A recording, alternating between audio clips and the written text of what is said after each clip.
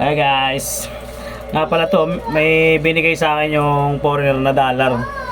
Hindi ko alam kung tunay ba to. Ang dami. Sinerch ko to eh.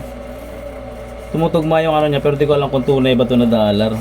Lalo tong isa, tingnan mo, yun o. Dinar, yun o, 25,000 dinar. Di ba?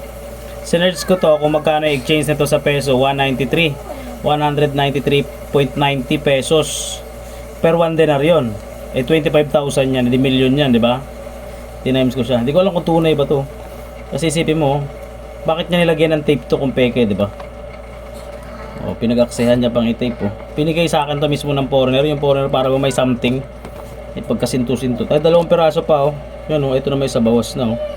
Di ba? Oh, eh tinimes ko to 193 times 25,000 po tayo na million ang kapalit na. Nahiya akong dalhin sa Villarica. Nahiya akong dalhin sa Villarica kasi may peke ba para nakakaya. Pero may binigay siyang tunay oh. Ayun oh, dollar. Ito tinignan ko. Ayan oh, tunay na dollar oh. Yan, $1, di ba? Tunay to. So meron pa siya 1 million oh. May kasama pa 1 million oh. Yan oh. Ito, nakakala ko talaga totoo siya, pinagtugma ko. Eh magkaiba. Hindi pala siya. Tapos sinearch ko rin sa Google, wala pala nilabas na pera yung America na ganito na $1 million. Kung meron sana, no, bigla tayo paldo, no? Hindi mo talaga masabing na kay Bombay ang link. Nasa foreigner ang link, na. Ayan mo, punit na yung iba nito eh. Yan o, punit din o. Parang sinto-sinto yung foreigner, parang may something yung foreigner na nagbigay nito sa akin. Natuwa siya ba nung binabiyahe ko, tapos binabola-bola ko, kahit nirapan ako mag-English. Yan o, may binigay pa siya, yan o. Yan o, mga tinape niya. Diba? Bank of Indonesia, Dura. Sinearch ko rin to. Lumalabas din siya sa Google, kaso hindi ko malaman kung talagang tunay ba to na pera o peke. Diba? Sana totoo, no? O, yan o. Dami niyang binigay, eh. Ang pinag-iisip ko dito, bakit niya ako bibigyan ng ganito? Tsaka kung bakit niya, siguro baka hindi na mapalitan to, no? Kasi punit-punit na, no? Tinape niya lang. Tsaka kung peke to, bakit niya pa iti-tape, diba? Galing na. Ayan o. Kasi tingnan mo, diba?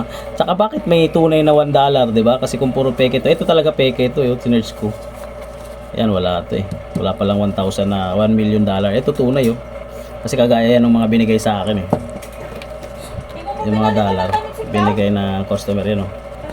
Mga inipong ko to eh. Ayan mo, diba? Oh. Ayan, diba? Magkaparehas na mukha, no? Oh, diba? Oh, magkaparehas. Magkasinlaki rin. Diba? Oh. Ayan oh. To Hong Kong dollar, tunay ito. Bigay mismo ng customer yan eh. Diba? Oh, ito mga lumang pera. Tinatabi ko, diba? Ngayon tatabi na natin yung $1 na tunay, diba? Galing, no? Ito talaga yung pinagtatakahan ko kung tunay ito. Pag napalitan to, bigla akong yaman ito. Paldo! Paldo! No? 25,000 1 dinar. Pacheck nga kung tunay ba to. Ngayon lang ako nakakita ng ganitong pera eh. Pero sa Google kasi, ginugol ko to, pinicturean ko, in-scan ko. Lumalabas siya, parehas na parehas. Kaso may sinasabi siya na parang magaspang daw. Pero parang wala nasasalat na magaspang. Hindi ko malaman eh. Ang pinagtataka ko dito, kasi kung peke ito, dapat hindi niya napag-aksaya ang i-tape oh. I-tape niya pa yun. Diba? Tapos may nahalo pa siyang tunay na $1, diba? Kasi kung mga peke lang to, bakit siya may ganyan tinatabi? Diba? So yun lang, no?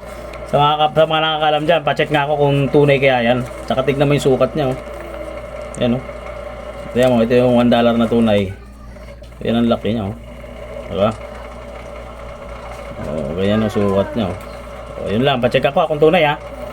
Dadalhin ko to sa Villarica, subukan ko kung mapapalitan ba. Okay, siya lang.